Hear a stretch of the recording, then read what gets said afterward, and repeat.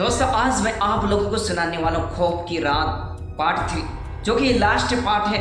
और ये पार्ट बहुत ही इंटरेस्टिंग और खौफनाक और डरावना है। इस कहानी में कुछ ऐसे शब्द हैं जो 18 साल के नीचे के बच्चों के लिए नहीं है। तो मैं आप लोगों को सजेस्ट करूंगा, रिक्वेस्ट करूंगा कि आप अगर 18 साल से नीचे के हैं तो इस पार्ट को ना देखें, ना सुने, क्योंकि ये 18 साल के ऊपर के लोगों के लिए कहानी ये पार्ट है। दोस्तों इस कहानी में कुछ पहले इस तरह बताया गया कि ये बच्चों के लिए नहीं है, और लास्ट में कुछ ऐसा बताया गया कि बहुत ही भयानक और डरावनी है। तो दोस्तों चलिए बिना बात किए हुए इस डरावनी कहानी की दुनिया में खो जाते हैं और आनंद लेते हैं।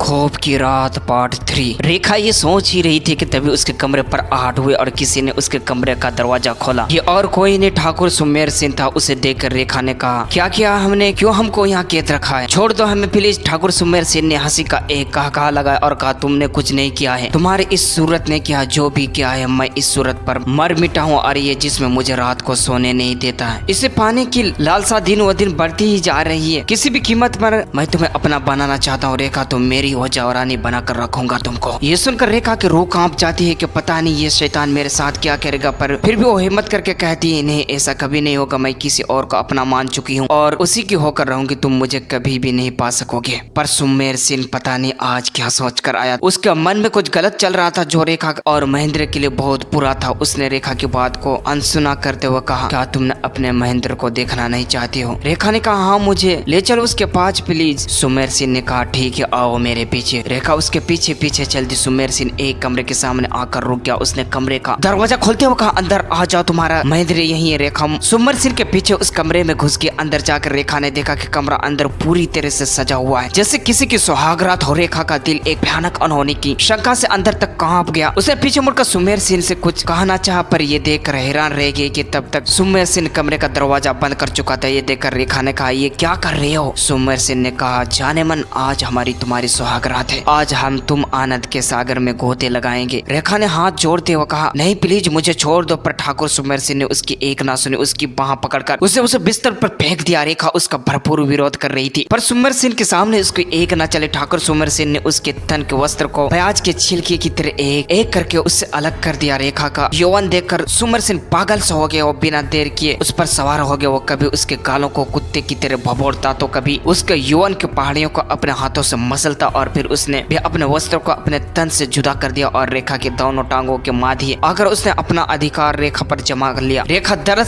तड़पती रही, पर उसने जरा भी रेखा पर रहम नहीं किया, और अंत में जब उसके जिस्म की भूख मिट गई तो वो एक तरफ से निडल होकर लेट गया। वसना का ये तूफान खत्म हुआ था तो रेखा का सब ले गया। रेखा बिस्तर पर पड़ी फूट फूट कर रोने लगी। सुमेर सिंह शैतानी हंसते हंसते वो कमरे से बाहर निकल गया और अपने पिता वीरमान के कमरे की ओर चल दिया। वीरमान के कमरे में पहुंचकर सुमेर सिंह ने खीसे निफोड़ते हुए कहा कि पिताजी काम हो गया, अब आपकी बारी। वीरमान मुस्कुराते हुए बोला, तेरा बाबू थोड़ी तो शर्म कर लिया कर। इतना कहकर वीरमान अपने कमरे से बाहर निकल गया और उसी रूम में आ गया जिसमें सुमेर सिंह ने रेखा की इज्जत लूटी। रेखा अपने कपड़े पहन ही रही थी कि वीरमान को देखकर उसकी रूह कांप गई। ठाकुर वीरमान ने बड़ी बेशर्मी से कहा, रानी मेरे बेटे को तुमने तो मजे दे दिए, अब मेरी बारी है। और इतना कहकर वो रेखा पर टूट पड़ा। एक बार फिर उस लाचार को लूटना पड़ा। इस दर्द से को वो सह न सके और उसने दम तोड़ दिया और उसकी मृत्यु भी हो गई। दोस्तों वीरमान ने जब ये देखा कि रेखा मर चुकी है तो वो उसे वैसे ही हालत में छोड़कर अपने बेटे के पास आकर बोला कि अब क्या करो, वो तो मर गई। सुमेर सिंह ने कहा, अगर मर गए तो दफना दो ले जाकर। वीरमान ने कहा, और उस महेंद्र का क्या करें हम? ठाकुर सुमेर सिंह ने कहा, मेरे दिमाग को एक उपाय आया है जिससे हमको भी नुकसान नहीं और महेंद्र का भी हो जाएगा काम। वीरमान ने कहा, क्या है वो उपाय? ठाकुर सुमेर सिंह ने कहा, हम दोनों को खत्म करके उसी बरगद के पेड़ पर लटका देंगे जहाँ ये दोनों मिलते थे, किसी को शक भी नहीं होगा और हम लोग भी सुरक्षित रहेंगे। वीरमान ने कहा, अच्छा उपाय, इस काम को ले आज रात ही कहते हैं अंजाम देंगे, तब तक रेखा की लाश को उसी काल कोठरी में डलवा दो जहाँ पुराना सामान पड़ा। सुमेर सिंह ने कहा, ठीक है। रात हुई। सुमेर सिंह और वीरमान दोनों बाप बेटे ने महेंद्र की गला दबाकर हत्या कर दी और महेंद्र और रेखा दोनों को ले जाकर उसी बरगद पर ऐसा लटका दिया जैसे उन्होंने आत्महत्या की हो। सुबह हुए तो ग्रामीणों ने जो कि अपने खेत पर काम करने जा रहे थे दोनों की लाश को बरगद के लटकते देखा। महेंद्र के पिता का तो रो रो कर बुरा हाल था, क्योंकि जब ये घटना घटी उससे पहले ही ठाकुर वीरमान ने कोई जरूरी काम बताकर उसे शहर भेज दिया था। दोनों लाशों को बरगद से उतरवा कर गाँव गांव के बाहर बने कब्रिस्तान में दफना दिया गया। लोग दोनों के बारे में तरह तरह की बातें कर रहे थे, पर सच किसी को पता न चला। इस घटना के दूसरे दिन वीरमान ने सुमेर सिंह को शहर भेज दिया। घटना के 7वें दिन जब वीरमान अपने कमरे में सो रहा था, कहते भी रात के लगभग 2 बजे उसे किसी की रोने की आवाज सुनाई दी। जब ठाकुर वीरमान ने रोने की आवाज का पीछा किया तो उसे लगा कि छत पर कोई है जो रो रहा है। वो छत पर गया तो उसने देखा कि एक काली परछाई छत के टेरेस पर टहल रही थी। वीरमान ने सोचा कि इतनी रात को मेरी छत पर कौन आ सकता है, हो सकता है कोई काम करने वाली होगी जिसे रात को देर हो गई होगी। वीरमान ने जब पास जाकर उसने पूछा कि कौन हो, यहाँ क्यों टहल रहे हो, पर ठाकुर को कोई जवाब न मिला। जब वीरमान ने उसके कंधे पर हाथ रखकर अपने और घुमाया तो उसकी रीढ़ में डर की एक ठंडी सी सिरहन दौड़ के उसका कलेजा मुंह को आ गया। ये और कोई नहीं रही खाती, उसकी आंखें खून से सुर्ख हो रही थी और ठाकुर को देखकर हंसी का एक ठहाका लगाया और कहा, तुम दोनों बाप बेटे ने मिलकर हम दोनों को मार डाला। आज से तीसरे दिन मेरा महेंद्र तुम दोनों को ऐसी मौत देगा कि तुम्हारे रूह भी कांप जाएगी। इतना कहकर रेखा हवा में कहीं काब हो जाती है। सुबह होती ठाकुर वीरमान अपने पुत्र को खबर भिजवा देता है कि जल्दी आ जाओ, यहाँ कुछ भी ठीक नहीं। पिता का संदेश मिलते सुमेर सिंह तुरंत वापस हो लेता है ठाकुर सुमेर। सुबह ठाकुर वीरमान अपने बेटे की ऐसी मौत देखकर संभाले ना संभालता। उसे पता था कि इसे किसने मारा है, पर